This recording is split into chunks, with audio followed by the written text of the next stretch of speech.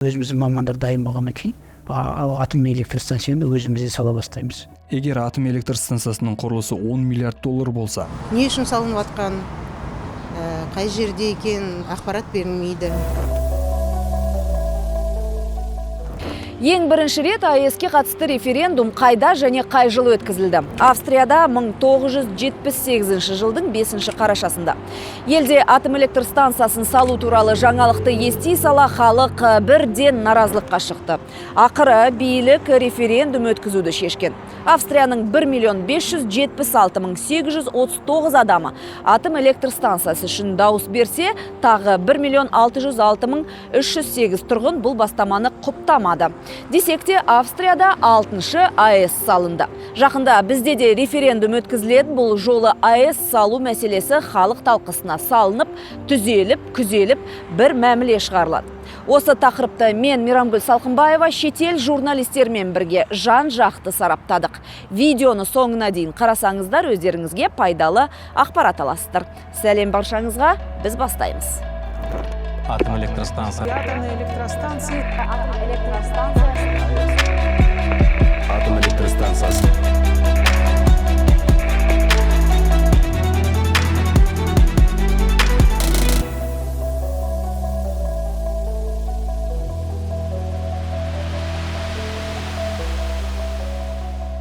Әзербайжан елінде атом электр станциясы жоқ. Ел үкіметі бұл елде шамамен 45 жыл бұрын осы бастаманы көтерген болатын, бірақ әлі күнге дейін алғашқы қадам жасаған жоқ. Сол жақтағы әріптесім Камила Джаббарова осы мәселенің себебін анықтап көрді. Назар аударайық.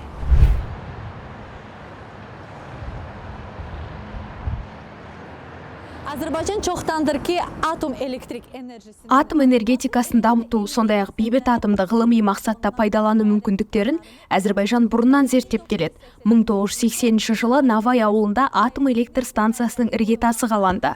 Бірақ бұл жобаны жүзеге асыру қандай да бір себептермен ұзаққа созылды және Чернобыль электр станциясындағы апаттан кейін толығымен тоқтап қалды. Енді жоба жүзеге асырыла ма, жоқ па, тек уақыт көрсетеді. Әзербайжанға атом электр станциясы қажет пе? Мен жоқ деп айтар едім. Неге деп сұрайсыздар ғой? Мен Қазақстанда жазық дала аймағында тұрмаймын. Мен Әзербайжанда тұрамын. Оны таулар мен теңіз қоршап тұр. Біздің еліміз дүниежүзілік мұхит деңгейінен 28 метр төмен, ең төмен жерде орналасқан. Мұнда жаңбыр, қар және бұршақ жауады. Әзербайжанда 3 негізгі өзен ағып жатыр. Қалғандары таяз. Егер бірнеше ұсақ өзендерді біріктірсе, ірі су көзін ала аламыз. Бұл экономикаға оң әсер етеді. Оңтүстік Кавказ сейсмикалық аймақ екенін ұмытпаңыздар. Жер сілкінісі кезінде атом станциясының радиацияның ағуы сөзсіз. Бұл өз кезегінде ауыр экологиялық және экономикалық салдарға әкелуі мүмкін. Ондаған мың гектар құнарлы егістік жерлерге зиян келтіруі, сондай-ақ бүкіл аймақтың биоәртүрлілігінің жойылуына әкелуі мүмкін. Атом электрик станцияларының Елде атом электр станциясын салу үшін бірнеше жағдай қажет. Өткен ғасырдың ортасында атом электр станциясына табиғи ресурстары, яғни мұнай, газ, көмір жоқ елдер ғана қызығушылық танытты. Нәтижесінде АЭС-тің баламалы энергиясы өзін айтарлықтай ақтайды. Оңтүстік Кавказдың басқа елдері арасында ең аз. Сонымен қатар ауыл шаруашылығын дамыту үшін біз көп мөлшерде суды пайдаланамыз. Біздің елімізде 2-3 үлкен өзен бар. Олардың ресурсын ауыз суға және ауыл шаруашылығы жұмысына жұмсауға әрең жеткіземіз. Екінші мәселе, Әзербайжан өзінің газ ресурстарымен бай. Әзербайжан электроэнергиясының 93% бүгінде газ әлеуетінің арқасында алынады. Үшіншіден, Әзербайжан өзін толығымен энергиямен қамтамасыз етеді. Біздің ең ірі газ импорттаушыларымыз Түркия, Грузия, Ресей және Иран. Бейбітшілік келісіміне қол қойылғаннан кейін бұл Армениямен де болуы мүмкін. Бір реактордың бағасы 4 миллиард, ал оның құрылысы, монтажы одан әрі қызмет көрсетуі бар. 1000 мегаватт электр қуатын өндіру үшін, оның газбен жұмыс істеу үшін 700-800 миллион доллар қажет. Ал атом электр станциясында 1000 мегаватт электр энергиясын өндіру үшін 10 миллиард доллар қажет етеді. Қызметкерлерді даярлауды ескеру қажет. Кем дегенде 7 жыл қажет. Егер атом электр станциясының құрылысы 10 миллиард доллар болса, жылу электр станциясын салу ең көбі 1 миллиард манат қажет. Азербайжан электр энергиясын Грецияға, Румынияға, Болгарияға және Венгрияға экспорттайды. Тәуелсіздік жылдары көрші елде 28 жаңа электр станциясы тұрғызылып, қуаттылығы әлеуетін 3068 мегаваттқа арттырды. Бүгінде мұнда 22 ірі жылу және 30 су электр станциясы бар. Дегенмен Оңтүстік Кавказдағы ең қуатты деп танылған елдің өзге мемлекеттерге жарық сатуға қауқары жетпей тұр. Себебі соңғы кездері елдегі қуат өсіп, өндіріс төмендеген. 2010 жылы Азербайжан су электр станциясы сағатына 3,5 миллиард киловатт электр энергиясын өндірген. Оның жалпы энергия теңгеріміндегі үлесі 18,4% болған. Бірақ былтырғы жылы ол көрсеткіш небәрі 2,68%-ға әрең жеткен. Алдағы уақытта елімізде энергия ресурстарының жетіспеушілігі, оның ішінде экономика саласындағы тәуекелдер байқалмайды деп сеніммен айта аламын. Қазірдің өзінде біз отандық экономиканың айқын шикізаттық бағыты жағдайында да ел ішіндегі энергия тасымалдаушыларға сұраныс күрт артып келе жатқанын көріп отырмыз. Бұл демографиялық мәселеге де Әзербайжан өнеркәсіптерінің жоғарғы технологиялық қайта өңдеу саласын дамыту жөніндегі жобалар мен бағдарламаларының іске асырылуына да байланысты. Бұл аспектте біз газ өндірумен байланысты қуаттардың бүгінде іс жүзінде экспортқа бейімделгенін көреміз. Елдің газ экспорты бойынша ұзақ мерзімді міндеттемелері бар. Сондықтан Әзербайжан экономикасында ішкі энергия тұтынуға сұраныс артты. Атом энергетикасының болашағы бар. Ол энергия өндіру тұрғысынан алдыңғы қатарлы бағыттардың бірі болып табылады. Бұл тұрғыда Әзербайжан барлық озық қауіпсіздік ережелерін сақтай отырып, бұл процестен мүлдем тыс қалмау керек. Азербайжандағы жағдай осы. Менің әріптесім Камила Джабарова халықтың басым бөлігі бұл бастамаға қарсы екенін айтады. Жалпы атом электр станциясын салуды қолдайтын сарапшыларда аз сияқты. Достар, алдымен негіздерді түсініп алайық. Атом электр станциясы дегеніміз не? Егер қарапайым тілмен айтқанда, бұл өте күшті бу машинасы. Реактор суды жылытады, су буға айналады. Бу турбинаны генератормен айналдырады және қайтадан суға конденсацияланады. Және осылай қайталана береді. Дәл осындай қағида бойынша сіз білетін кәдімгі жылу электр орталығы жұмыс істейді. Тек атом электр станциясында көмір, газ, мазут отынның орнына уран таблеткалары қолданылады. АЭС құрылысына шамамен 60 ай кетеді. Қосымша энергоблоктарын тұрғызу үшін әрқайсысына 1 жыл уақыт жұмсалады. Пайдалану уақыты 60 жыл, бұл уақытты ұзартуға да болады, яғни станция 40 жылдай таза табыс әкеледі деген болжам бар.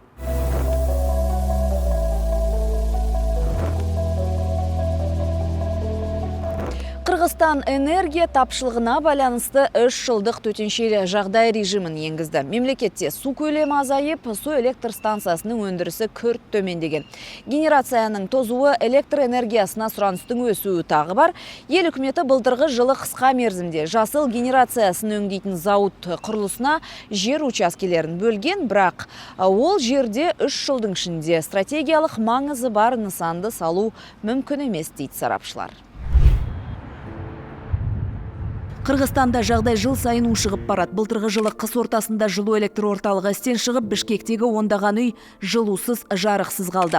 Ол аздай энергетикалық инфрақұрылымның 80% тозған. Осының барлығы қуат көзінің жылдық тапшылығын сағатына 6 миллиард киловаттқа жеткізді. Бүгінде Қырғыз елінде жарық үшін тарифтер бағасы көтеріліп, бір қатар өндірістерге электр энергиясы шектеліп беріледі екен. После обретения независимости Тәуелсіздік алғаннан кейін Қырғызстан жергілікті энергетиканы дамытуға білек сыбана кіріскен. Алайда халық санының күрт өсуіне, су ресурстарының жетіспеушілігіне және желілердің тозуына байланысты ел 15 жылдан бері энергияға зәру. Өткен жылдың соңында бұл тапшылық шамамен сағатына 3,2 миллиард киловатт болды. Өз кезегінде бұл көршілерден электр энергиясын сатып алу және қосымша энергия көздерін іздеу қажеттілігіне әкеледі. Негізі АЭС-ті салу қажеттілігі бар, өйткені Қырғызстанда энергия жеткіліксіз. Генерацияның төмендеп, атом электр станциясы және басқа энергия жасап жүрген бізге керек деп есептеймін. Шынымен атом технологиялары бізге кері эмоция ұялатады, себебі Чернобыль оқиғасы бар. Біздің аталарымыз, қырғызстандықтар сол жерге барып келген, көріп қайтқан. 2015 жылғы Фукусима оқиғасы да бар. Қайғылы оқиғалар болған үшін бізде адамдар кері эмоцияларға беріліп кетеді. Жаңа атом станцияларының технологиялары заманға сай технологиямен жасақталған. Сондықтан енді бұрынғыға қарағанда аса қатты зияны жоқ деп ойлаймын. Электр энергия өзімізден шықса жақсы болар еді, себебі су ресурстары, толқын ресурстары кеңінен бар. Бізде энергияны өзімізде шығаруымызға толық мүмкіндік бар, бірақ қай салаға инвестиция алып келетінін биліктегілер ғана шешеді. Оның үстіне электр энергиясының тарифтері қымбаттай берсе, халыққа қиын болады.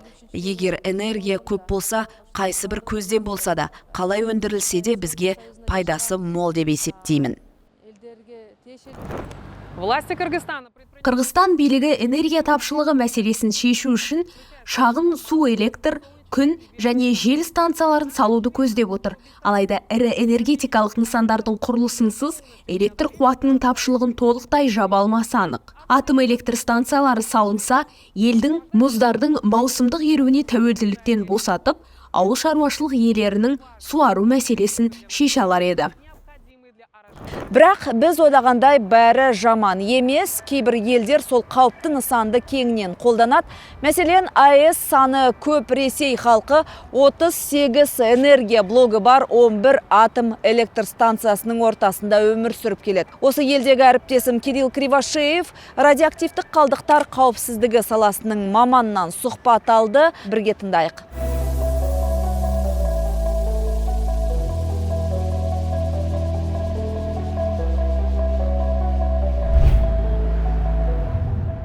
Вообще кажется, что сейчас у компании Росатом... Украинадағы соғыс басталғалы Ресейдің посткеңестіктегі ықпалы төмендесе де, Росатомның халықаралық аренада деңгейі жоғары. Қазіргі уақытта орталық Азияның 3 мемлекетінде, Қазақстанда, Өзбекстанда және Қырғызстанда ресейлік АЭС салу мәселесі талқылануда. Египет пен Түркияда құрылыс жалғасып жатыр. Өткен жылы Бангладештегі ресейлік атом электр станциясына ядролық отынның бірінші партиясы жеткізілді. Миллиардтаған табыс әкелетін сияқты болып көрінеді, бірақ бұл шынымен солай ма? Орталық Азияның 3 республикасында Росатомның АЭС салуы сұрақ тудыруда. Сондықтан Қазақстан референдум өткізбек.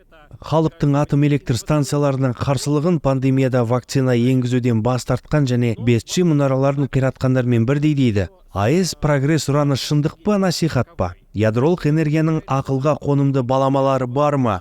Бұл туралы инженер-физик радиоактивті қалдықтардың қауіпсіздігі бағдарламасының сарапшысы Андрей Ожаровскиймен сөйлесуді жөн көрдім. Росатомның халықаралық қызметі егер тек экономиканы алатын болсақ, айтарлықтай ресурстары бар қаржылық мемлекеттерге қол жеткізуге негізделген. Мен сізге мысал келтіре аламын. Беларусь атом электр станциясы олқылықтары болып тұрып, Ресейдің қаржысына салынған. Қазір ол 20%-ға ғана жұмыс істейді. Беларусь бұл несиені өтеуге келісті. Бірақ Лукашенконың қарызын Ресей жиі кешіретін білеміз. Яғни біздің елге түк пайдасы жоқ. Түркия Акую атом электр станциясын қаржыландыруға экономикалық тұрғыдан қатысудан бас тартты. Құрылысын кешігіп жүргізілуіне байланысты да даулар бар. Бірақ түріктер ол жерге 1 лирасын салғысы келмейді. Неге? Өйткені Росатом бұл ұсыныспен өздері келісті. Түрік тарапы тексергенде электр энергиясы тұтынушыдан емес, тікелей атом станциясының өзі өндіретін қуатының 1 киловатт сағатына шамамен 12 американдық центтен тұруы керек екенін байқады.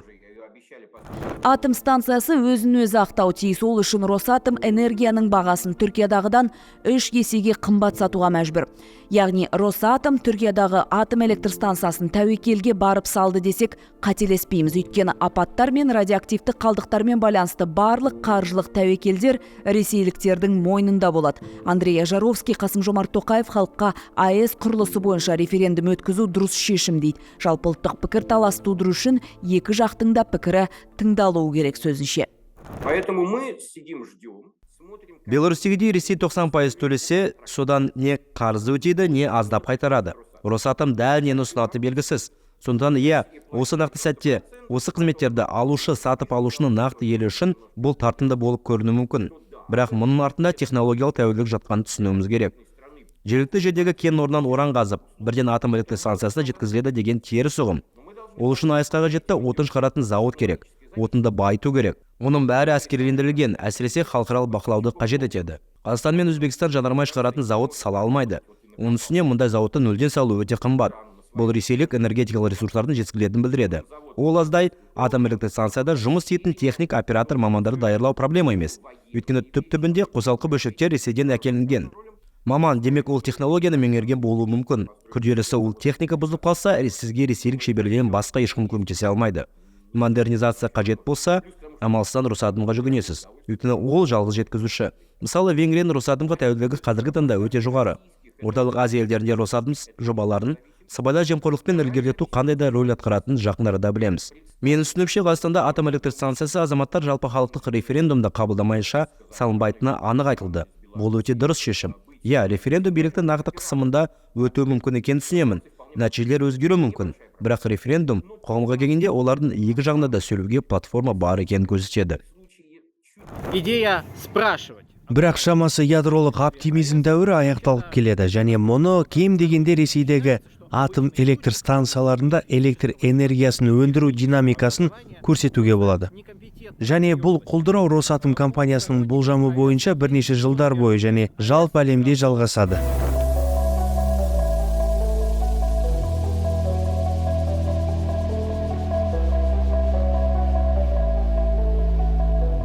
Түркияда қолданыстағы коммерциялық ядролық реакторлар жоқ, алайда қазіргі уақытта Аккую атом электр станциясындағы 4 ВВР 1200 ядролық реакторы салынуда. Құрылысы әлі аяқталған жоқ, дегенмен ел үкіметі жақында 20 гигаваттық ядролық энергияға көшуді көздеп отыр.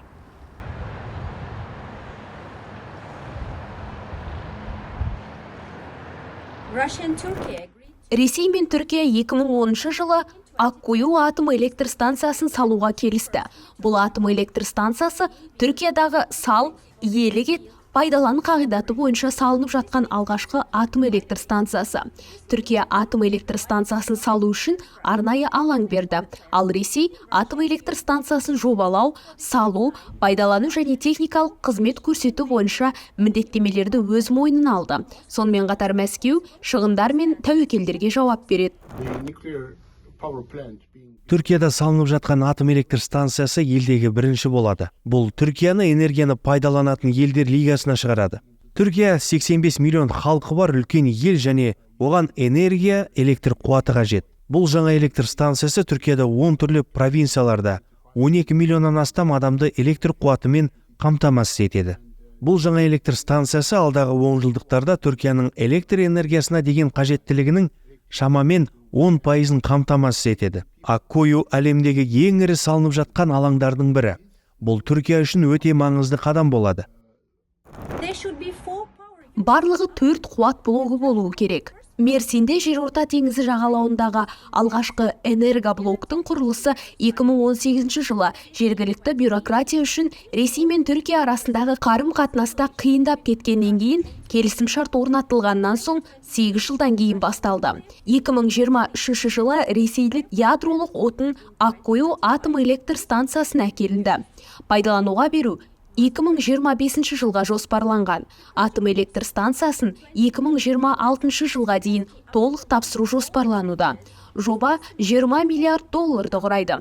Оның қуаты барлық қуат блоктарын іске қосқаннан кейін 4800 мегаваттқа бағаланады. Түркия үшін атом электр станциясының құрылысы өте маңызды.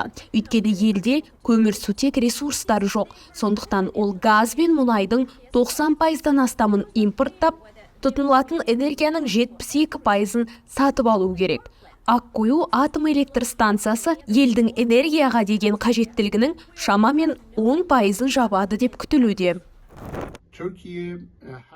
Түркия кем дегенде 20 жыл бойы атом энергиясын бейбіт мақсатта пайдалануды жоспарлады. Бойы Түркия әртүрлі елдермен, соның ішінде Жапониямен, Оңтүстік Кореямен және сол технологияларға ие басқа да батыс мемлекеттермен келіссөздер жүргізді. Бірақ соңында ең жақсы ұсыныс Ресейден келді. Сонымен Ресей бір жағынан осы атом электр станциясын салады, бірақ сонымен бірге Түркияға болашақта осы атом электр станциясына қызмет көрсету үшін өз мамандарын, инженерлерін оқытуға көмектеседі. Бұл электр станциясы Түркияға шамамен 60 жыл, сонымен қатар тағы 20 жыл қызмет етеді. Бұл бізге атом электр станциясына қызмет көрсете алатын мамандардың кем дегенде 2-3 буыны қажет болады дегенді білдіреді. Сондықтан Түркияның Ресейдің көмегімен өз мамандарын дайындауы өте маңызды.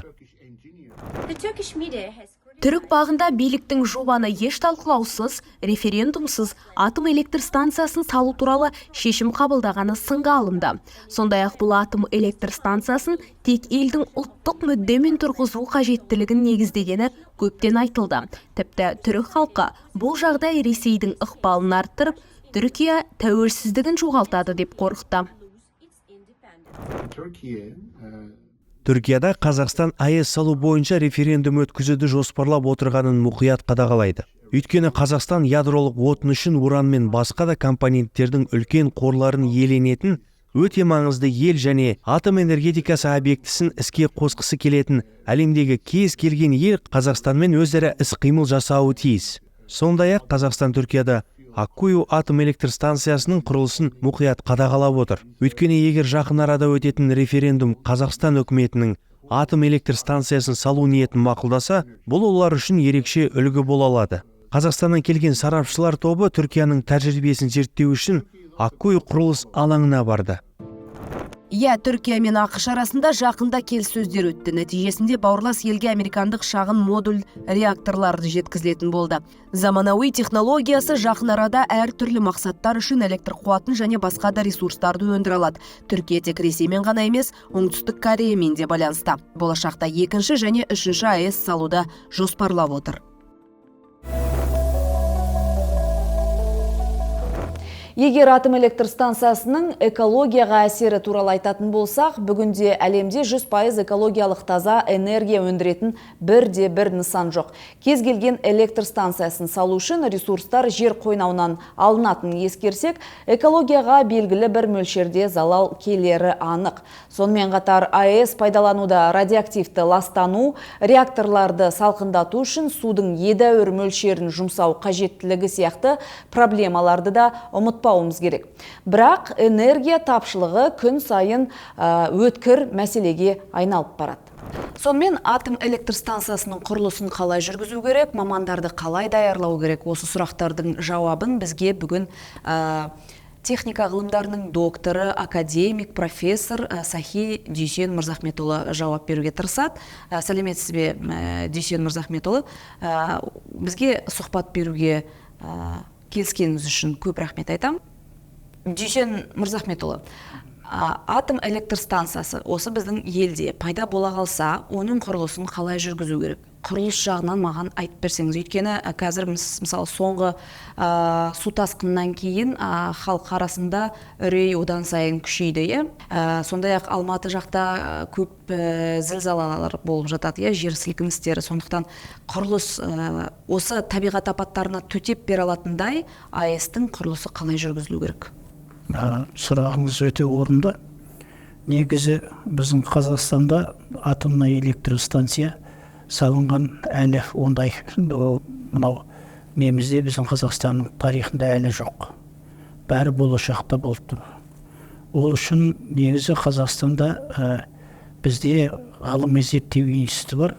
Олар қазір шетелде Франция мен Германия мен әріптестік жасап, олар осы мәселені қарастырып жатыр. Ал мен енді құрылыс саласында маман болғаннан кейін құрылысты жүргізуге бізде Қазақстанда бірде-бір ғылыми зерттеу жүргізіліп жатқан жоқ. Оның үстіне жоғары оқу орындары Қазақстанда әлі бірде-бір маман дайындалмайды. Осы салаға керек құрылысшылар болсын, мейлі олар бізде физик мамандықтары көбінесе осы сала, өйткені олардың бәрінің құрылыс саласында ешқандай өтілі жоқ. Сол себептен осы проблема өте бірінші орында тұр. Ол мынау біздің білім министрлігінің құзырында бар, дегенмен де Қазақстанда техникалық Алматыда тұрған техникалық қазақ өздеріңіз білесіз, жаңа техникалық вуздарымыз бар, олардың базасында дайындауға болады. Мен оны өзім зерттеп көргенмін. Ол жақтағы мамандар қазір сол мәселе бойынша министрліктермен әріптестік жасап, мынау доғыр дейді ғой, әріптестік жасалып, ол мәселені қолға алуға қазір құлшынып отырғандарын мен білемін. Міне осы мәселені әлде болса осы проблеманы шешу мәселесі бізде бүгін күн тәртібінде өте алдын қатарда тұр деп айтсам, оны артық. Жалпы атом электр станциясының құрылысына қанша адамды жұмылдыру керек? Қанша адам? Енді атомный электростанция мынау ең қазіргі біздің сіз уже байқап отырсыздар, мынау ең несі мынау жаңағы айтып отқандай землетрясение болмайтын біздің Қазақстанда сондай жерде салыну керек. Ал егер жаңағы жер қозғалыс болатын болса, атом электростанция ол жарылса, ол жерден жаңа өзіңіз көріп отқандай, улы зат шығатын болса, онда бүкіл сол жердегі тұрғындар, гендер әсер етеді. Сол себептен жазық дала қай жерде бар бізде? Жазық дала Қызылорда облысында бар, Жезқазған облысында бар, білесіз ғой. Сосын мынау Қарағанды облысында бар. Сол салада қазір уже мына ізденіс жұмыстары жүріп жатыр. Сол түбінде меніңше сол ең бірінші салынатын болса, меніңше мына Балқаш қазір аталды, Балқаш қаласын білетін шығарсыздар, қажет жоқ. Сол Балқаш қаласында қасында су да бар, өзіңіз білетін Балқаш көлі бар. Ал енді ол любой жаңа электроэнергия неткенменде, егер жаңағыдай жарылыс болатын, басқа болатын болса, бірден бір отты, өртті тоқтататын бізге керегі тапшы болатын бұл не? Су. Суымыз Балқаш көлінде жетті. Қасында атомный электростанция бар, мынау қазіргі мінекей осы мәселе қаралып, бүгінгі күнде өздеріңізге де информация келіп жатқан болу керек. Ең бірінші Қазақстанда атомный электростанция ол Балқашта салыну керек. Бірақ ол енді қоғамдық талқылауға жатады ғой. Қоғамдық талқылаудың басқасында өздеріңіз жүрсіздер ғой, уже барғанда болуыңыз керек. Балқаштағы тұратын кісілердің өзі көбісі жан-жаққа көшіп кеткен, азда қалғаны болса, солар әлі ондай мәселеге әлі көңіл бөліп отқан жоқ. Негізі түбінде сол аймаққа біз ең бірінші атомный электростанциясы саламыз дегенге мен өзім сенімім бар. Дегенмен біздің АЭС-ті салуға басқа елдерден шақырылады ғой мамандар. Енді әзірге бастапқы кезінде солар келеді, мамандардан үйренеміз де, содан кейін өзіміздің мамандар дайын болғаннан кейін сосын шетелдіктердің бізге не қажеті болады. Олар өзіңіз білесіз, әр келген мамандары біздегі жұмыс істеп жатқан мамандарына 10 есе 20 есе артық айлық сұрайды. Ал қазір өзімізде жоқ болғаннан кейін ондай мамандар біз беруге тура келеміз. Дұрыс, алдыңғы қатарда солардан үйреніп аламыз да, содан кейін өзіміздің мамандар дайын болғаннан кейін атомный электростанцияны өзімізде сала бастаймыз. Құрметті көрермен, осы мәселенің нүктесін қою үшін елімізде референдум өткізілейін деп жатқанын білесіздер. Сол себепті біз де халықтың пікірін тыңдап көрген едік. Бірге тыңдайық. Не үшін қажет ол? Не үшін қажет? Көбісі білмейді.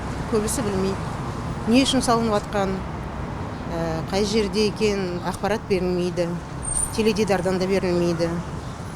Сондықтан қай жерде болған, не үшін салып жатқан, қандай жағдайдан салып жатқанын, оны вообще даже ешкім мүмкін білетін шығар адамдар. Көбісі біледі, көбісі білмейді. Қауіпті деп ойлаймын. Вообще категорически керек жоқ. Бізде жел бар, солнечная энергия, бүкіл бәрі можно делать, это реализовать, егер онда жақсы болады. Атомная станция, егер катастрофа болады, все, 50 километр окружность, все уже будет, нельзя жить, и поэтому я против. Жоқ, ондай тапшылық сезініп жатқан жоқпын. Ол атом электростанциясын салу әлде ойлану керек деп ойлаймын. Дәл қазір ондай шешім қабылдау болмайды деп ойлаймын. Мүмкін емес ондай. Не үшін? Ол табиғатқа залал соқтыруы мүмкін. Зардап келтіруі мүмкін. Адамдарға әсер етуі мүмкін. 100% қажет. Қажет? Қауіптісі бар ғой енді, ол жағда бар. Бір жағынан керек, бір жағынан қауіпті. Үйлер салынып жатыр, свет жетпейді ғой бәріне де. Сол үшін де керек шығар бір жағынан. АЭС салу үшін бір бөлек. Жұмысын бастаған жағдайда алып станцияны күтіп баптауға да бөлек мамандар қажет. Оларды дайындауға да кемінде 4-5 жыл уақыт кетеді екен. Бұдан өзге, үкіметке осы саланы меңгеру үшін шетелге оқуға кетіп, сол жақта жұмыс істеуге қалған тәжірибелі қазақстандықтарды да елге қайтару жолдарын қарастырған дұрыс. Әзірге бұл сұрақ ашық күйінде қалып отыр. Ал атом электр станциясы салынса, түркі мемлекеттер арасындағы байланыс қалай өзгереді? Сарапшы Күнзадаш Саттықова былай деді. Қазір мысалы Өзбекстан Россиямен уже келісім шартқа отырды. Малогабаритный ядерный реакторлар менен атом электр станциясын саламыз деп. Енді олар алдымызға түсіп, тезірек олар іске қосылып алса, өзінің электростанциясын, атом электростанциясын қосса, онда бізде регионда осы Средний Азияда, Орталық Азияда электроэнергетика нарығын да олар басымырақ неге салмаққа ие болады да, солар өздерінің несін жүргізеді, командасын жүргізеді. Олар артық электроэнергияны басқа түркі мемлекеттерге, көрші мемлекеттерге сатады. Түсіндіңіз бе? Сондықтан олар өздерінің шарттарын қойып отырады. Осы жағынан олар басымдыққа ие болады. Енді біздің электроэнергия мысалы Өзбекстан арқылы Қырғызстан, Тәжікстан, ары қарай Афганистан, Пакистанға да кете береді. Мысалы, қазір Каспий теңізі арқылы Азербайжанға да береміз электроэнергияны деген сондай жобалар пайда болып жатыр. Оның барлығы мүмкіншілік алдағы уақытта болады деп ойлаймын, және ынтымақтастықты нығайтуға зор әсерін тигізеді деп ойлаймын. Өзімізді бір-бірімізді аварийный ситуациялар болып қалған кезде бір-бірімізге көмектесуге өте жақсы нәрсе. Енді қазір бізде Қазақстанда электростанциясын, сондай атомный электростанция салса, менің ойым негізінде андай өте қуатты үлкен блоктармен емес, ұсақ мына Өзбекстан сияқты ұсақ малогабаритный, қазіргі соңғы технологиямен жасалған, сондай реакторлармен салған дұрыс. Степень защиты там тройной, қазір енді ғылым дамып жатыр ғой, тем более оның үстіне Россия қазір бір емес екі жерде солтүстік мұзды мұхитта, Ледовитый океанда орнатқан сондай малогабаритный реакторларды солтүстік жақта Бурятияда уже электроэнергиясын беріп жатыр, даже жылу энергиясын беріп жатыр, отоплениеге. Қазір бұл жөнінен Россияның тәжірибесі бар деп айтуға болады. Меніңше, сол Россияның тәжірибесіне сүйеніп, сол өзімізде сондай станция салуға әбден болады, мүмкін. Ол жағынан қорқуға болмайды. Росатомның Қазақстандағы атом электр станциясын саладау деген компания тізімдерінде бар екенін осыдан 2 жыл бұрын сол кездегі энергетика министрі Болат Ақшолақов айтқан еді.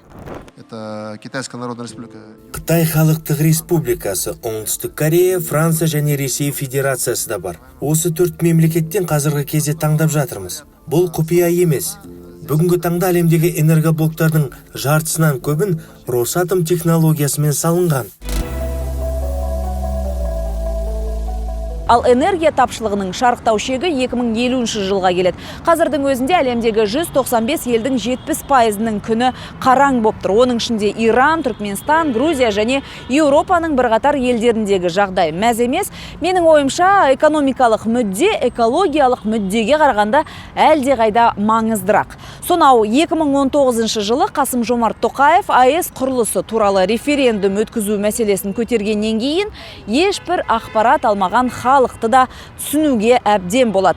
Егер тұрғындар арасында түсіндіру жұмыстары жүргізілсе, бәлкім қазір адамдардың пікірі басқаша болар еді. Швейцарияның тәжірибесі ұнайды, оларда маңызды мәселелер бойынша жылына 1-5-6 референдум өтеді. Қалай болғанда да ендігі кезек референдумда айтпақшы ел тарихындағы бұл 4-шісі болады. Осы ақпарат сіздерге пайдалы болса, арнамызға жазылып пікір қалдырыңыздар. Амандықта жүздесейік.